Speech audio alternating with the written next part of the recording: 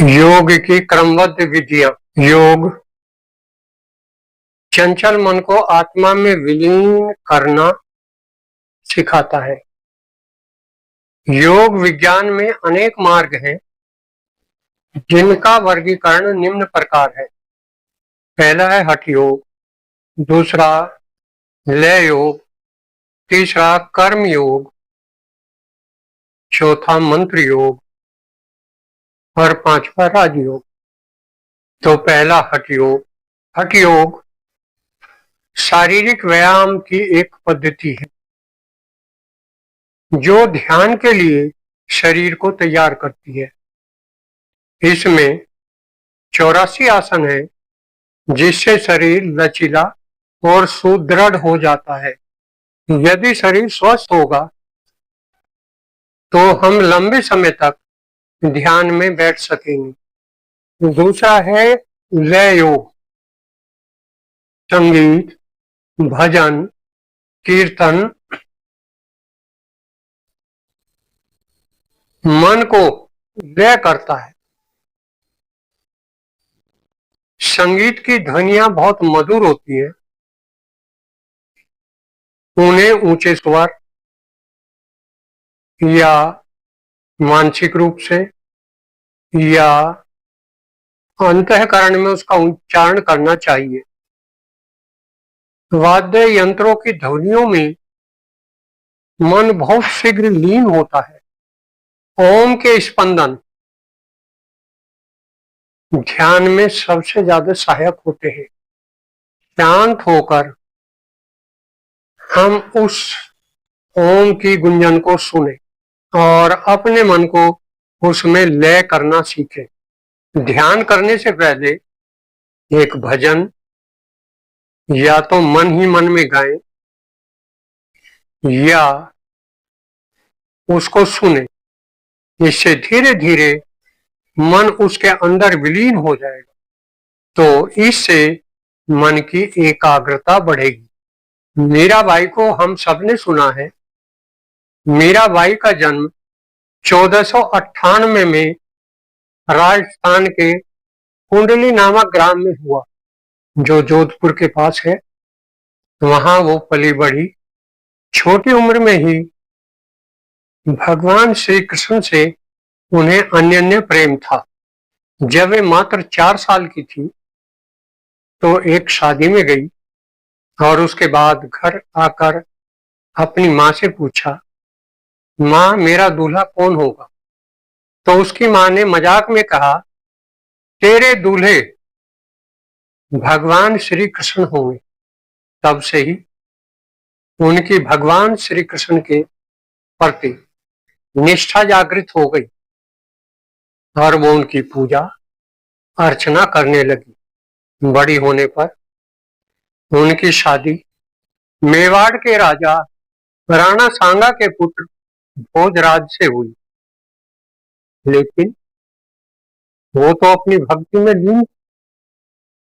उसने तो पहले से ही अपना पति भगवान श्री कृष्ण को मान लिया।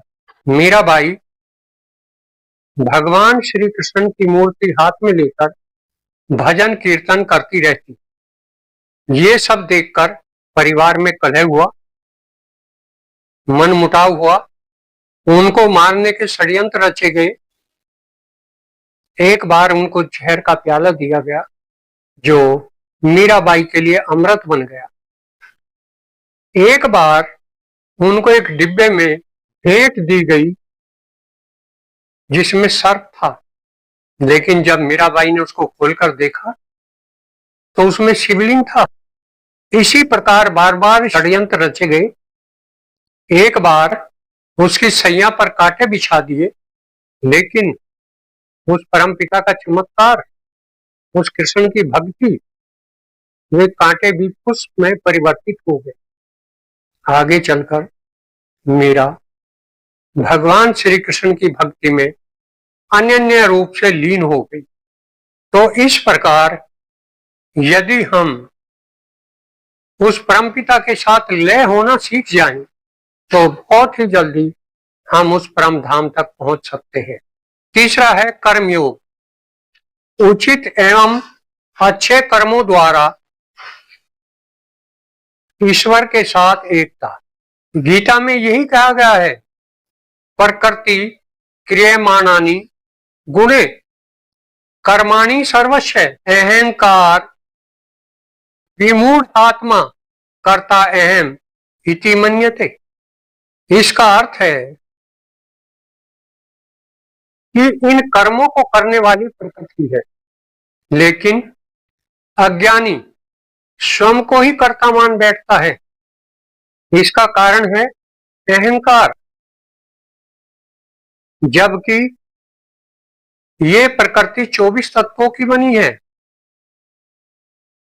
ये 24 तत्व, पंच महाभूत, 5 उसके गुण, 5 कर्मेंद्री, 5 ज्ञानेंद्री, मन बुद्धि चित्त और अहंकार, ये 24 तत्व गुणों के बने हैं। इसको गुण विभाग कहते हैं और इनकी जो परस्पर क्रिया है उसको कर्म विभाग कहते हैं। तो कर्म प्रकृति स्वयं करती है, उसे किसी की आवश्यकता नहीं है। समुद्र से कितना पानी उठ के बरसता है, नदियां स्वयं बहती हैं, वनस्पति को हम देख रहे तब अपने आप उगती है, अपने आप फल देती है। तो प्रकृति के जितने भी कर्म हैं वे स्वयं कर रहे। मैं तो केवल प्रकृति के कार्यों में बाधा उत्पन्न कर रहा। ये बाधाएं ही मेरे विनाश का कारण है। ये काम क्रोध लोभ मोह ईर्ष्या द्वेष, ये संसार के जितने अवगुण हैं ये मेरे नाश का कारण है। तो जिसके संपूर्ण कार्य बिना किसी कामना के होते हैं वह परम पिता के साथ बहुत शीघ्र ही एक हो जाता है। अगले सूत्र में भी भगवान श्री कृष्ण ने यही कहा है, न माम कर्माणि लिप्यन्ति न मे कर्म फले स्पृहः इति माम ये अभी जानाति कर्माणि न स बध्यते। जिसकी कर्म फल में आसक्ति नहीं है उसे मेरे कर्म लिप्त नहीं कर सकते, वह कर्म में नहीं बंधता। तो मैं संसार में रहूं, संसार के कर्म प्रकृति अपने आप करती रहेगी, मुझे इसमें लिप्त होने की आवश्यकता नहीं है। मैं तो निर्मोही भाव से संसार में रहूं, संसार के कर्म करूं, लेकिन फल की इच्छा न करूं तो कर्मों के फल नहीं बनेंगे, और जब कर्मों के फल नहीं बनेंगे तो वे संस्कार चित्त के अंदर संग्रहित नहीं होंगे। तो संसार में कर्म करते हुए भी मैं योगी बन सकता हूं, मैं उस आनंद को प्राप्त कर सकता हूं जो उस आत्मा में है। फिर मैं सारे ब्रह्म को, सारे संसार को उस ब्रह्म का ही रूप मानता हूं। तब ब्रह्म ही तो है, तो फिर मैं किसके साथ झूठ बोलूंगा, किसके साथ चोरी करूंगा, किसका बुरा चाहूंगा, सब मैं ही तो हूं। इसलिए संसार में रहते हुए हम संसार के कार्यों में लगे रहें लेकिन उसमें लिप्त न हो। चौथा है मंत्र योग। भौतिक जगत और सूक्ष्म जगत में स्पंदित बीज शब्दों की ध्वनियों पर एकाग्र होने का नाम मंत्र है।